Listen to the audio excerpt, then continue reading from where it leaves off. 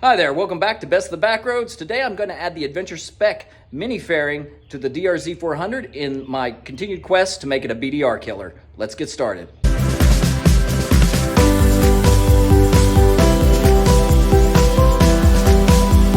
I'm pretty excited about the package that just came in the mail. It's got the Adventure Spec Mini Tower, and that's kind of like a generic rally raid kit that I can put on top here, that I can mount my GPS to and a phone to, and a little bit of other things that the DRZ lacks space to put. And while I've done a lot of work to make sure I can add some switches and things like that, it's just not working out. I don't like how everything fits. Let me show you. So if you look here, this is where I currently mount my Garmin Xumo XT.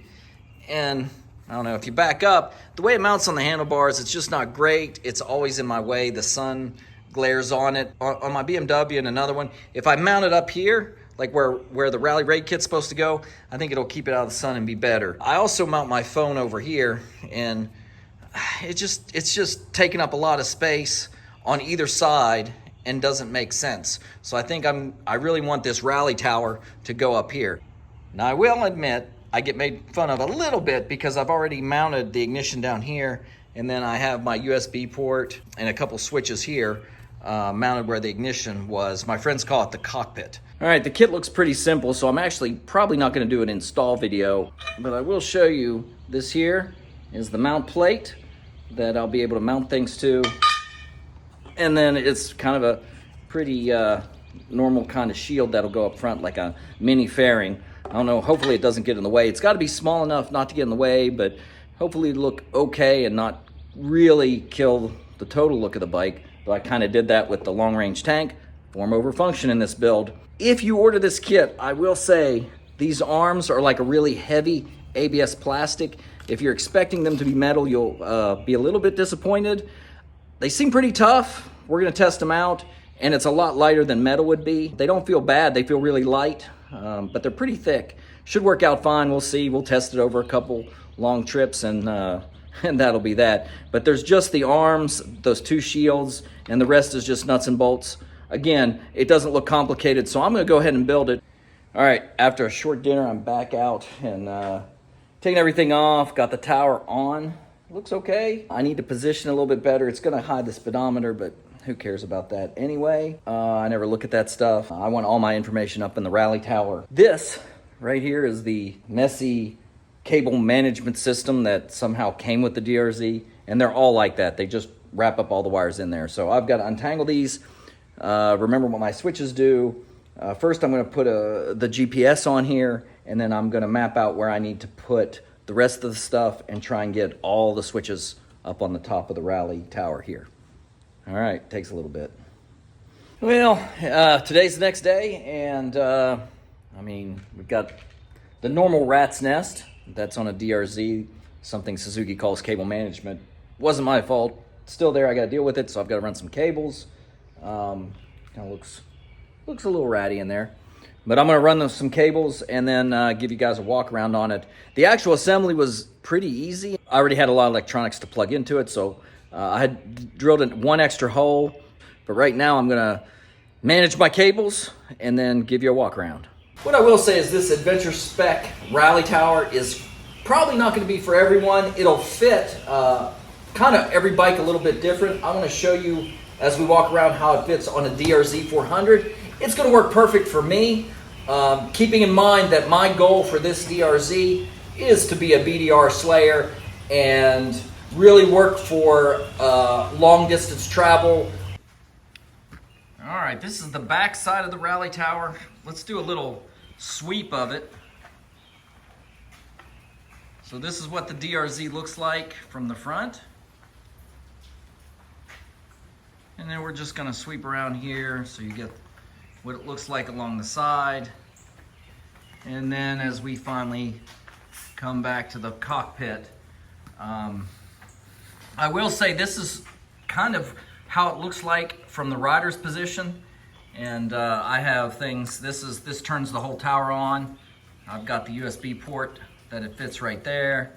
Also has a gauge on it. That's just a cheap one from Amazon, but it works and you can replace it whenever you want. I've got my exterior auxiliary lights on this, and then a switch for heated grips. That is what I've got on the tower. The main reason I wanted it for was to add my Garmin. Let's get the, hopefully the camera will, is to get the Garmin up high so I can see it when I view my map and driving around. So I don't know how many of you have a Garmin XT. I absolutely love the Garmin Zumo XT. And, I love it on my GS, and I really wanted it to make sense here. The downside to this is that it really obscures your instrument cluster. You can see the temperature light. This is kind of from the view. You can see the temperature light, you can see the green glow of the neutral light, and you can see that your high lamp's on, but you really can't read the speedometer or anything else. Luckily, all that is replaced up here. This has a better speedometer. It also tracks your gas, it has weather. It really upgrades your instrument package anyway if you use a Garmin Zumo XT, which I absolutely love. So it makes sense for me if I'd be using a roll kit or something else, or a less advanced Garmin, I may not like it as much because I've lost speedometer function for sure. The other thing is you can really see the fit and finish. These are, as I mentioned, plastic, but it fits really nice right in there, really tight. It doesn't seem to get in the way too terribly much. I know some people say I could go face forward. I wear a full face anyway. I'm not too worried about it. I've not wrecked head over heels very often, so I assume I won't. That's probably a bad assumption, but I'm gonna go with it.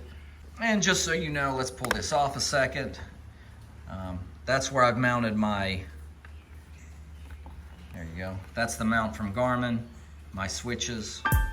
My final thoughts on the Adventure Spec Mini fairing are that it is very specific to your build. For those of us taking a dual sport and trying to turn it into a long-range tour or adding more capability, it seems like a good fit. It costs $179, makes a great purchase point for a cell phone or high-end GPS unit, for switches and toggles and USB ports. However, it does come with a cost, and that cost is a significant loss of real estate on dual sport handlebars that you just don't have. I had to change and move my ignition switch down to the side, which was easy to do, but again, it's not on top, now it's at the side. And I also have obscured my standard speedometer and the basic instrument package that's on the DRZ. Now that's no big deal to me. My GPS and phone more than make up for the information that I've lost with the information gained in those units, but it is a significant loss, and a lot of you won't want to obscure that, particularly if you're just riding dual sport and you're not going cross country. It seems to be a good fit for me and what I'm going to use my DRZ for as a TAT and BDR runner, but truthfully, this mod, your mileage may vary. Until next time, I'll see you on the road.